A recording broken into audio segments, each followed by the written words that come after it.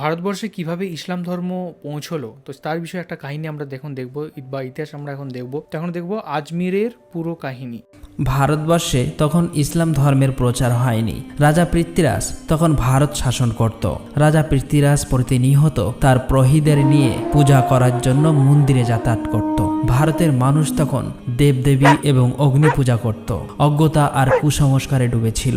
ওই সময় একদিন রাতে হযরত খাজা মঈনুদ্দিন চিশতি রহমাতুল্লাহ আলাইহি তার নিজ গৃহে শায়িত ছিলেন।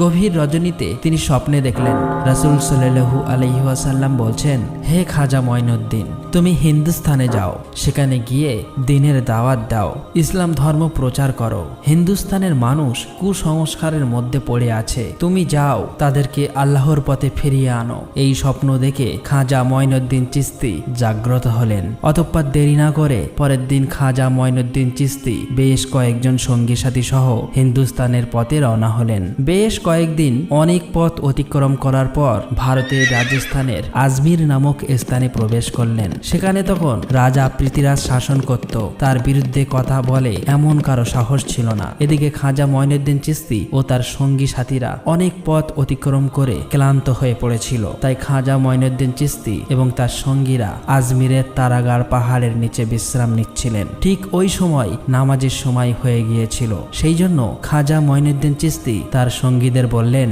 তোমরা পানির সন্ধান করো, কেননা অজু করতে হবে, নামাজের সময় হয়ে গিয়েছে। তখন দুইজন সঙ্গী একটি লোটা নিয়ে পানির সন্ধানে বার হলেন। কিছু দূর যাবার পর তারা দেখল বিশাল একটা বড় সাগর সামনে দেখা যাচ্ছে, যেটি বর্তমানে আনা সাগর নামে পরিচিত। তারা আনা সাগরের সামনে গিয়ে দেখল রাজার সেনাবাহিনী আনা সাগরের চারিদিকে ঘিরে রেখেছে। তাদেরকে দেখা মাত্রই সেনাবাহিনী বলল, আপনারা কে, আর এর আগে তো কখনই দেখিনি, এখানে কি চাই? সঙ্গী দুজন বলল, আমরা হলাম খাজা মঈনুদ্দিন চিশতির মুরিদ, আমরা এখানে অজু করার জন্য এক লোটা পানি নিতে এসেছি। এটা শুনে সেখানে থাকা সমস্ত সেনাবাহিনী উচ্চস্বরে হাসতে লাগলো আর বলল, আপনারা কি রাজা পৃথ্বীরাজের নাম শোনেননি? তার হুকুম অমান্য করলে কঠিন শাস্তির ব্যবস্থা হবে। এই সাগরে অন্য কারোর পানি নেওয়া তো দূরের কথা, পানিতে হাত দেওয়াও নিষেধ, কারণ এই পানি তাহলে অপবিত্র হয়ে যাবে। এই কথা বলে তাদেরকে তাড়িয়ে দিলেন। দুইজন সঙ্গী ব্যথাভরা মন নিয়ে খাজা মঈনুদ্দিন চিশতির নিকটে ফিরে আসলেন। তখন খাজা মঈনুদ্দিন চিশতি বললেন, তোমাদের কি হয়েছে? তোমরা কি পানির সন্ধান পাওনি? এবার ওই দুজন বলল, হুজুর, পানি তো পেয়েছি, কিন্তু আমাদের দেয়নি, তাড়িয়ে দিয়েছে, আর বলেছে রাজা পৃথ্বীরাজ এই পানি নেওয়ার জন্য কারো অনুমতি দেয় না, তার হুকুম অমান্য করলে কঠিন শাস্তি দিতে বাধ্য হবে। তাদের সব কথা শুনে খাজা মঈনুদ্দিন চিশতি আল্লাহর দরবারে দোয়া করার পর তাদেরকে বললেন, তোমরা আনা সাগরের সামনে গিয়ে বলবে খাজা মঈনুদ্দিন চিশতি আমাকে পাঠিয়েছে। অতঃপর দুইজন সঙ্গী আবারও অজুর পানি আনার জন্য রওনা হলেন। তারা যখন আনা সাগরের সামনে গিয়ে হাজির হলো, সেনাবাহিনীরা তাদেরকে দেখে বলল, কি ব্যাপার, তোমরা আবার এসেছো কেন? তখন তারা বলল, অজুর পানি নিতে এসেছি। সেনাবাহিনী বলল, বলেছি না পানি দেওয়া যাবে না? রাজা পৃথ্বীরাজ শুনলে এতক্ষণ তোমাদের হয়তো জীবন চলে যেত, আমরা কোনো মতেই পানি দেব না। তখন তারা বলল, আমরা তোমাদের কাছে পানি চাইব না, এই আনা সাগরের কাছেই পানি চাইতে এসেছি। এই কথা শুনে সেখানে থাকা সমস্ত সেনাবাহিনী উচ্চস্বরে হাসতে লাগলো। ঠিক ওই সময় তারা আল্লাহর দরবারে দোয়া করার পর হাতে থাকা লোটাটি এগিয়ে দিয়ে বলল, হে আনা সাগর, আমরা খাজা মঈনুদ্দিন চিশতি রহমাতুল্লাহ আলাইহির মুরিদ, খাজা মঈনুদ্দিন চিশতি আমাদেরকে পাঠিয়েছে, আল্লাহর হুকুমে এই লোটার মধ্যে চলে এসো। এই কথা বলার সাথে সাথে এক নিমেষেই সেই বিশাল আনা সাগরের পানি লোটার মধ্যে চলে এলো। চোখের সামনে এমন বিস্ময়কর অলৌকিক ঘটনা দেখার পর সেখানে থাকা সমস্ত সেনাবাহিনী বিস্ময়ে হতবাক হয়ে গেলেন। দেরি না করে সাথে সাথে তারা কলেমা পড়ে ইসলাম ধর্ম গ্রহণ করলেন। আর কিছুজন ছিল কট্টর হিন্দুত্ববাদী। তাদের মনে হয়েছিল এটি কোনো জাদুর প্রভাব, তাই তারা পৃথ্বীরাজকে খবর দেওয়ার জন্য দ্রুত রাজ দরবারে চলে আসলেন। রাজা পৃথ্বীরাজ তাদেরকে দেখে বললেন, কি ব্যাপার, তোমাদের চোখে মুখে এমন ভয়ের চিহ্ন দেখাচ্ছে কেন? তখন তারা বলল, রাজামশাই, সর্বনাশ হয়ে গেছে। রাজা পৃথ্বীরাজ বলল, কি হয়েছে? তখন তারা বলল, রাজামশাই, কোথা থেকে যেন এক বিশাল বড় জাদুঘর এখানে এসেছে, দেখলে তাদের ফকির মনে হবে, কিন্তু তারা তাদের জাদুর প্রভাবে সমস্ত আনাসাগরের পানি একটি লোটার মধ্যে নিয়ে নিয়েছে। এই কথা শোনা মাত্রই রাজা পৃথ্বীরাজের মাথায় যেন আকাশ ভেঙে পড়ল। জীবনে সে অনেক জাদুঘর দেখেছে, কিন্তু এমন জাদুর প্রভাব সে কখনোই শুনেনি। তাই নিজের চোখে দেখার জন্য দ্রুত সেনাবাহিনীদের নিয়ে সেই আনাসাগরের কাছে যাওয়ার উদ্দেশ্যে রওনা হলেন। আনাসাগরের পাশ দিয়ে যাওয়ার সময় লক্ষ্য করে দেখলেন সমস্ত আনাসাগরে এক বিন্দু পানি মাত্র নেই। এদিকে সমস্ত আজমিরের লোক দলে দলে খাজা মঈনুদ্দিন চিশতি রহমাতুল্লাহ আলাইকে দেখার জন্য সেখানে যেতে লাগলেন। খাজা মঈনুদ্দিন চিশতি এবং তার সঙ্গীরা নামাজ শেষ করে বসেছিল। হঠাৎ তখনই রাজা পৃথ্বীরাজ সেখানে হাজির হলেন। দেখলেন ইতিমধ্যেই অনেক হিন্দু ইসলাম ধর্ম গ্রহণ করেছে। এটা দেখে রাজা মনে মনে খুবই রাগান্বিত হলেন। রাজা পৃথ্বীরাজ ছিল খুবই চালাক, কট্টর হিন্দুত্ববাদী। পৃথ্বীরাজ বললেন, আপনি কে আর কোথায় থেকে এখানে এসেছেন? তখন তিনি বললেন, আমার নাম খাজা মঈনুদ্দিন চিশতি। আল্লাহর হুকুমে আর রাসূল সাল্লাল্লাহু আলাইহি ওয়াসাল্লামের নির্দেশে আমি এখানে এসেছি। পৃথ্বীরাজ বললেন, আপনি আপনার জাদুর প্রভাবে এই পানি কেন শুকিয়ে দিয়েছেন? তখন খাজা মঈনুদ্দিন চিশতি বললেন, আমি কোনো জাদুকর নই, আমি হলাম আল্লাহর বান্দা। আল্লাহর হুকুম পালন করার জন্যই পানি আনতে গিয়েছিলাম, কিন্তু পানি না দেওয়ার কারণে এই পানি আল্লাহ শুকিয়ে দিয়েছে। এই কথা শুনে সেখানে থাকা সমস্ত লোক বিস্ময়ে হতবাক হয়ে এক দৃষ্টিতে খাজা মঈনুদ্দিন চিশতির দিকে তাকিয়ে রইলেন। পৃথ্বীরাজ ছিল খুবই চালাক এবং প্রতারক। সে বুঝতে পেরেছে এ সাধারণ কোনো মানুষ নয়। তাই সে কান্নার অভিনয় করে নত হয়ে বললেন, ঠিক আছে, আমাদের সবার কষ্ট হলেও কোনো অসুবিধা নেই, কিন্তু ছোট বাচ্চা এবং নিরপরাধ সাধারণ মানুষের কথা চিন্তা করে পানি আবার আগের জায়গায় ফিরিয়ে দিন। দয়া করে এই অনুরোধটুকু রাখুন। এই কথা শুনে খাজা মঈনুদ্দিন চিশতি দুইজনকে ওই লোটা নিয়ে আনা সাগরের দিকে যাওয়ার নির্দেশ দিলেন। দুইজন সঙ্গী লোটা নিয়ে আনা সাগরের কাছে গেল এবং ওই লোটাটি আনা সাগরে রাখার সাথে সাথেই আনা সাগর আবার আগের মতো পানিতে পরিপূর্ণ হয়ে গেল। এই সমস্ত ঘটনা দূর থেকে তারা দেখছিল। তাই সেখানে থাকা সমস্ত লোক জিজ্ঞাসা করলো, আপনি কোন দেবতার পূজা করেন? খাজা মঈনুদ্দিন চিশতি বলল, আমি আমার রব এক আল্লাহর ইবাদত করি। সেখানে থাকা সেই লোকগুলো বলল, আমরাও আজ থেকে আপনার সেই এক আল্লাহর ইবাদত করতে চাই। সেখানে থাকা সমস্ত লোক একে একে ইসলাম ধর্ম গ্রহণ করলো, কিন্তু রাজা পৃথ্বীরাজ এটা মেনে নিতে পারেনি। তাই সে খুব রেগে গিয়ে রাজ দরবারের দিকে ফিরে আসতে লাগলেন। পরের দিন পৃথ্বীরাজ রাজ দরবারের একটি জরুরি মিটিংয়ের আয়োজন করলেন। পৃথ্বীরাজ বললেন, যেভাবেই হোক এই ফকিরকে এখান থেকে তাড়িয়ে দিতে হবে, একে শেষ করতে হবে। এই বিষয়ে তোমাদের কোনো পরামর্শ থাকলে তাড়াতাড়ি বলো। তখন মন্ত্রী বলল, রাজামশাই, এই ফকির তো কোনো সাধারণ মানুষ নয়, সে তো একজন বড় জাদুঘর। তার জাদুর প্রভাবে সবাইকে যেভাবে একে একে ইসলাম ধর্মে নিয়ে যাচ্ছে, একদিন তো ভারতবর্ষে হিন্দু ধর্ম পালন করার মতো আর কেউই থাকবে না। তার সাথে মোকাবেলা করতে হলে বিশাল বড় জাদুঘরের দরকার। তখন সেখানে থাকা একজন সেনাবাহিনী বলল, রাজামশাই, আমাদের দেশে এর চেয়েও একজন বড় জাদুঘর আছে। তখন পৃথ্বীরাজ বলল, তার নাম কি? তখন সেনাবাহিনীটি বলল, সে হলো জয়পাল জাদুকর। পৃথ্বীরাজ বলল, যাও, তাকে তোমরা এই রাজদরবারে নিয়ে এসো। অতঃপর কয়েকজন সৈন্যবাহিনী জয়পাল জাদুকরের সাথে সাক্ষাৎ করার জন্য রওনা হলেন। কিছুক্ষণ পর জয়পাল জাদুকরের বাড়ির কাছে গিয়ে দেখল জয়পাল আকাশে ভাসমান অবস্থায় গভীর ধ্যানে মগ্ন। তাদেরকে দেখা মাত্রই নিচে নেমে আসলো এবং বলল, রাজা পাঠিয়েছে তোদের। এমন কথা শুনে সেনাবাহিনীরা অবাক হয়ে গেল। তারা মনে মনে ভাবতে লাগলো, আর কোনো চিন্তা নেই, এইবার তাদের কাজ সম্পূর্ণ হবে। সমস্ত কথা জয়পাল জাদুকরের সাথে তারা খুলে বলল। অতঃপর তারা দেরি না করে জয়পাল জাদুকরকে রাজ দরবারে নিয়ে হাজির করলো। জয়পাল বললেন, রাজামশাই, আমাকে ডেকেছেন কেন? রাজা পৃথ্বীরাজ বললেন, শুনেছি আপনি ভারতবর্ষের সবচেয়ে বড় জাদুকর। আমরা তো সবাই একটা সমস্যার মধ্যে পড়ে গেছি, তোমাকে এটা উদ্ধার করতে হবে। তখন জয়পাল বললেন, বলুন আপনার জন্য কি করতে পারি? পৃথ্বীরাজ বললেন, আপনিও হিন্দু আর আমরা সবাই হিন্দু, কিন্তু কোথা থেকে এক ফকির এসে একে একে সবাইকে তার জাদুর প্রভাব দেখিয়ে হিন্দু ধর্ম ত্যাগ করে ইসলাম ধর্মে নিয়ে যাচ্ছে। তার সাথে তোমার মোকাবেলা করতে হবে। তাকে যদি তুমি দেশ থেকে তাড়াতে পারো অথবা একেবারে শেষ করে দিতে পারো, তাহলে তোমার জন্য মহামূল্যবান পুরস্কার রয়েছে। এই কথা শুনে জয়পাল বললেন, মহারাজ, আপনি চিন্তা করবেন না। কত বড় বড় জাদুঘর আমার কাছে নত স্বীকার করেছে, আর ও তো সামান্য একজন ফকির। ওকে শেষ করে তবেই আমি তোমার সামনে হাজির হব। অতঃপর আর দেরি না করে জয়পাল জাদুকর তার জাদুর সাহায্যে গরিবে নওয়াজ খাজা মঈনুদ্দিন চিশতি রহমাতুল্লাহ আলাইকে খুঁজতে লাগলেন। কিছু দূর যাবার পর জয়পাল জাদুকর দেখলো গরিবে নওয়াজ নেওয়াজ খাজা মঈনুদ্দিন চিশতি তারাগাড় পাহাড়ে একটি পাথরের এক কোণে আল্লাহর ইবাদতে মগ্ন আছে, কোনো দিক তাকাচ্ছে না। এটা দেখে জয়পাল জাদুঘর পিছন দিক থেকে ওই দিকে এগিয়ে গেল। জয়পাল বলতে লাগলো, এই ফকিরকে মারা আমার কাছে তো সামান্য কাজ, আমি পিছন দিক থেকে এসেছি তাও দেখতে পাইনি, এটা কোনো জাদুঘর হলো? এই কথা বলে তার জাদুর প্রভাবে সেই পাহাড় থেকে একটি বিশাল বড় পাথর উঠিয়ে যেমনি খাজা মঈনুদ্দিন চিশতিকে চাপা দিতে যাবে, এমন সময় খাজা মঈনুদ্দিন চিশতি একটি আঙুল উঠিয়ে বলল, হে তারাগার পাহাড়ের পাথর, তুমি দেখছো না আমি আল্লাহর ইবাদত করছি? হে পাথর, তুমি যদি আল্লাহর পক্ষ থেকে আসো তাহলে আমাকে চাপা দিয়ে মেরে ফেলো, আর যদি শয়তানের পক্ষ থেকে আসো ওখানেই দাঁড়িয়ে যাও। এই কথা শুনে পাথর সেখানেই থমকে দাঁড়িয়ে পড়ল, 1 ইঞ্চি নড়ল না। জয়পাল জাদুকর একের পর এক জাদুর প্রভাব দেখাচ্ছে কিন্তু কিছুই করতে পারছে না। এই ক্ষমতা দেখে জয়পাল জাদুকর বিস্ময়ে হতবাক হয়ে গেল। জয়পাল বুঝতে পেরেছে যে ইনি সাধারণ কোনো মানুষ নয়, তার কাছে আমার এই জাদু কখনোই চলবে না। তাই দেরি না করে জয়পাল জাদুকর সঙ্গে সঙ্গে খাজা মঈনুদ্দিন চিশতিয়ার কাছে হার স্বীকার করলো এবং ইসলাম ধর্ম গ্রহণ করলো। পরের দিন থেকে সারা ভারতবর্ষে এই খবর ছড়িয়ে পড়ল যে ভারতের সবচেয়ে বড় জাদুকর জয়পাল একজন ফকির, যার নাম গরিবে নওয়াজ খাজা মঈনুদ্দিন চিশতি, তার কাছে হেরে গিয়ে ধর্ম ত্যাগ করে ওই ফকিরের ধর্ম গ্রহণ করেছে। তিনি এমন এক রবের ইবাদত করে যার কাছে কোনো শক্তি জিততে পারে না। সমস্ত ভারতের মানুষ বলতে লাগলো, তিনি এমন কোন রবের ইবাদত করে যে তার কাছে সবাই হেরে যাচ্ছে? তাহলে সেই রবের ক্ষমতাই বা কত বড়, আমাদের উচিত ওই রবের ইবাদত করা।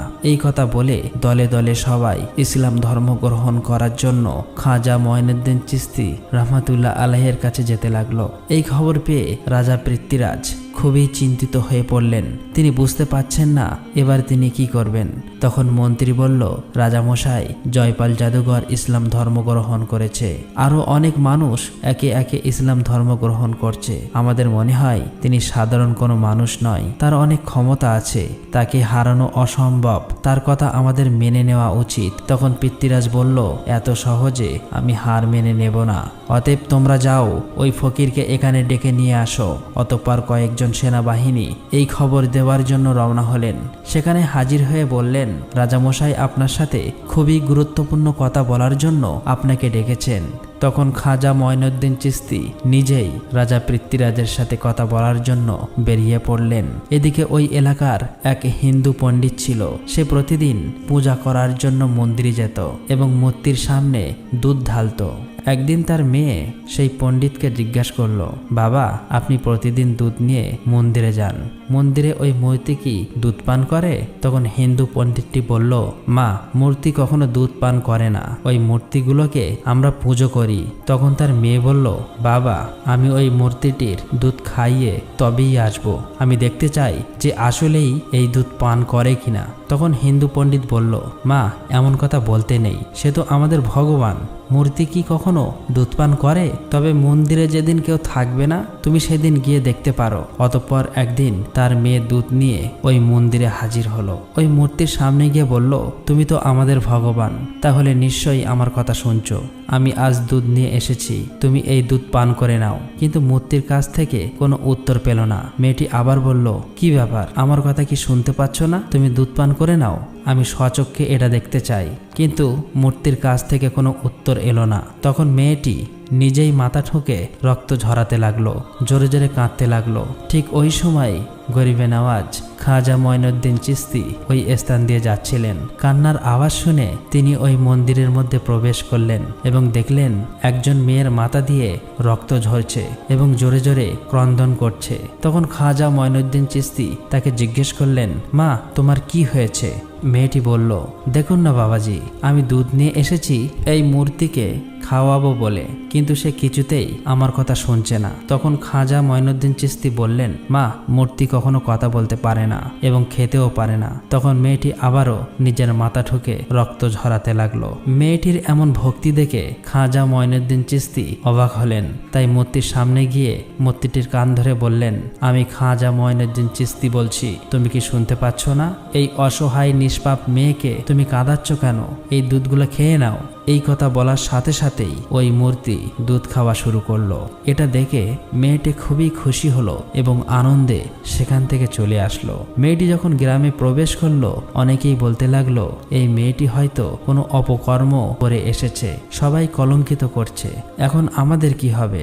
সেখানে ওই মেয়েটির বাবাও উপস্থিত ছিল। তারা সবাই বলতে লাগলো কি ব্যাপার, তোমার এই অবস্থা কেন? মেয়েটি বলল, বাবা আমি মূর্তিকে দুধ খাইয়ে এসেছি। এই কথা শুনে সবাই অবাক হলো এবং বলল এই মেয়ে মিথ্যা বলছে, মূর্তি কখনো দুধ খায় না, নিজেই অপকর্ম লুকানোর চেষ্টায় আমাদেরকে ধোঁকা দিচ্ছে। মেয়েটি তখন কাঁদতে কাঁদতে বিনয়ের সাথে বলল, আমি অনেক বলার পরেও মূর্তি যখন দুধ খায়নি তখন নিজে মাথা ঠুকে রক্ত ঝরিয়েছি। ঠিক ওই সময় এক ফকির বাবা এসে মূর্তির কান ধরে বলল দুধ খেয়ে নাও, আর সাথে সাথে এই ফকির বাবার কথায় মূর্তি দুধ খাওয়া শুরু করলো। তখন সেখানে থাকা সমস্ত লোক আশ্চর্য হয়ে গেল এবং বলল কে ওই ফকির বাবা? মেয়েটি বলল, আমি ওই ফকির বাবাকে চিনি না, তবে মনে হয় আশেপাশে কোথাও আছে। তারা সবাই খাজা মঈনুদ্দিন চিশতিয়ার সাথে সাক্ষাৎ করার উদ্দেশ্যে বেরিয়ে পড়লেন। এদিকে খাজা মঈনুদ্দিন চিশতি ততক্ষণে পিতৃরাজের দরবারে এসে হাজির হলেন। পিতৃরাজ বললেন, হে ফকির বাবা তুমি কি চাও? খাজা মঈনুদ্দিন চিশতি বললেন, আমি ভারতের মানুষকে অন্ধকার থেকে দূরে সরিয়ে কোরআনের আলো দিয়ে আলোকিত করতে চাই।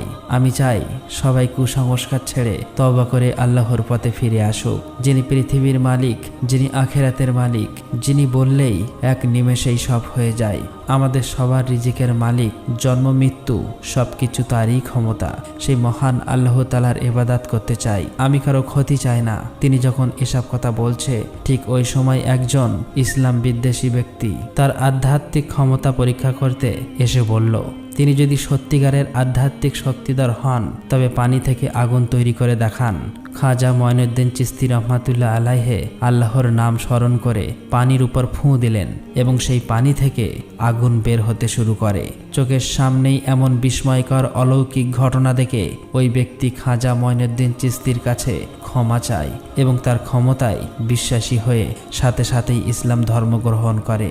ওই সময় এই রাজদরবারের সমস্ত মানুষ সহ রাজা পৃথ্বীরাজও বুঝতে পেরেছিলেন যে এমন আল্লাহওয়ালা মানুষের সাথে কখনোই মোকাবেলা করা সম্ভব নয়। অনেক অলৌকিক ঘটনা দেখার পর তারা আর দেরি করলেন না, ক্ষমা চাইলেন এবং সঙ্গে সঙ্গে তারা খাজা মঈনুদ্দিন চিশতির হাতে হাত দিয়ে মুরিদ হয়ে গেলেন এবং ইসলাম ধর্ম গ্রহণ করলেন। খাজা মঈনুদ্দিন চিশতি তাদেরকে ক্ষমা করে দিলেন। অতঃপর খাজা মঈনুদ্দিন চিশতি সেখান থেকে চলে আসলেন। খাজা মঈনুদ্দিন চিশতি তার সঙ্গী সাথী সহ তারাগার পাহাড়ের ওই স্থানে অবস্থান করলেন। খাজা মঈনুদ্দিন চিশতি যখন এক স্থানে আল্লাহর ইবাদতে মগ্ন ছিলেন, ঠিক ওই সময় হিন্দু পণ্ডিত সহ ওই লোকগুলো ওই স্থান দিয়ে যাচ্ছিলেন। তখন হিন্দু পণ্ডিতের ওই মেয়েটি বলল, ওই দেখুন ওই যে ফকির বাবা বসে আছে, ওই ফকির বাবার কথায় মূর্তি দুধ খেয়েছিল।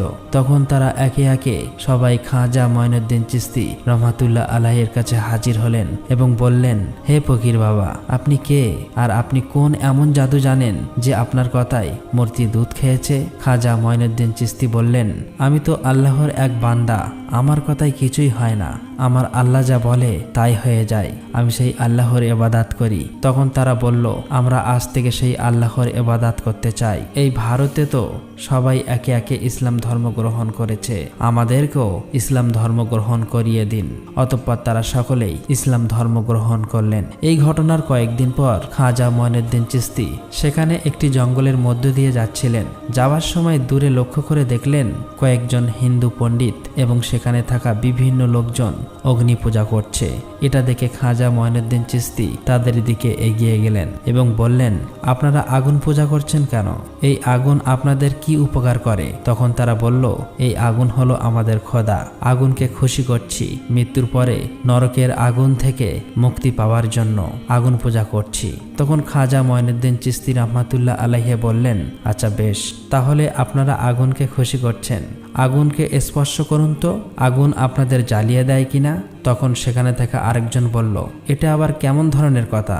আগুনে হাত দিলে তো হাত পুড়েই যাবে। তখন খাজা মঈনুদ্দিন চিশতি বললেন, আপনারা এমন খোদার পূজা করেন যে ওই খোদা তোমাদেরকে পুড়িয়ে দেবে, কিন্তু আমি এমন এক খোদার পূজা করি যার হুকুমে আগুন ঠান্ডা হয়ে যায়। এই কথা শুনে সেখানে থাকা আরেকজন হিন্দু পণ্ডিত অট্টহাসি করে বলল, আগুনের ধর্ম তো পোড়ানো, আর আপনি যেহেতু বলছেন তাহলে আপনি আমাদের স্বচক্ষে দেখান। তখন খাজা মঈনুদ্দিন চিশতি রহমাতুল্লাহ আলাইহি আগুনকে লক্ষ্য করে বললেন, হে আগুন, আমি আল্লাহর এক বান্দা খাজা মঈনুদ্দিন চিশতি বলছি, আল্লাহর হুকুমে তুমি ঠান্ডা হয়ে যাও।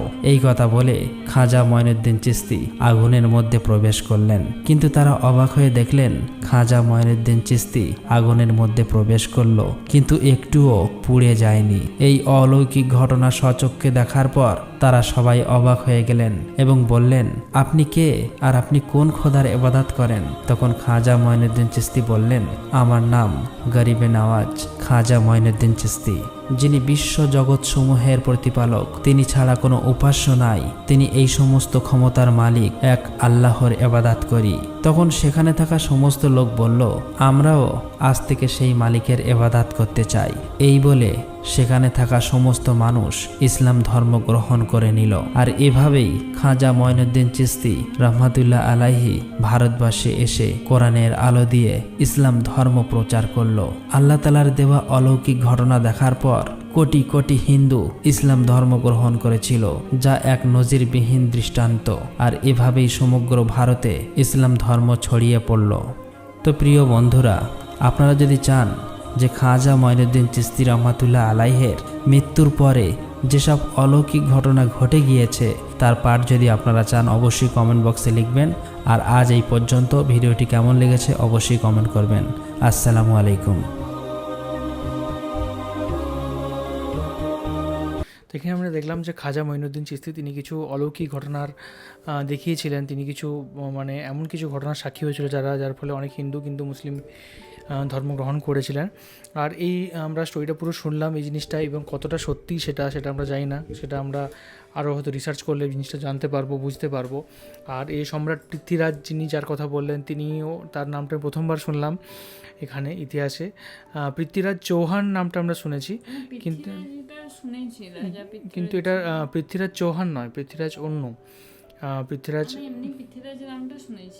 পৃথ্বীরাজ নামে তো অনেকে থাকতে পারে, কিন্তু এটা অন্য। তো কি হয়েছিল ঘটনাটা সেটা আমরা অবশ্যই পরে দেখব। হিন্দু হলেও যে তাকে মূর্তি পূজা করতে হবে সেরকম কিন্তু নয়, আসল হচ্ছে মন থেকে বিশ্বাস। সে তুমি যে ধর্মেরই হও না কেন, কোথাও কিছু বাধ্যতামূলক নেই যে তোমাকে মূর্তি পুজো করতেই হবে। একদম। আর মূর্তি হচ্ছে একটা মাধ্যম। মূর্তি কোনোদিনও মূর্তিকে এটা ভেবে নেওয়া হয় না যে মূর্তি ভগবান বা মূর্তি হচ্ছে ওই মূর্তিটারই ওটা। কারণ আপনি যদি দেখেন বিভিন্ন জায়গাতে বিভিন্ন রকমের মূর্তির বিভিন্ন রকমের ফেসের আকৃতি বিভিন্ন রকমের থাকে, চেহারাও আলাদা রকমের থাকে, সব কিছু আলাদা রকম থাকে, তাহলে হাজার রকমের কী করে হয়?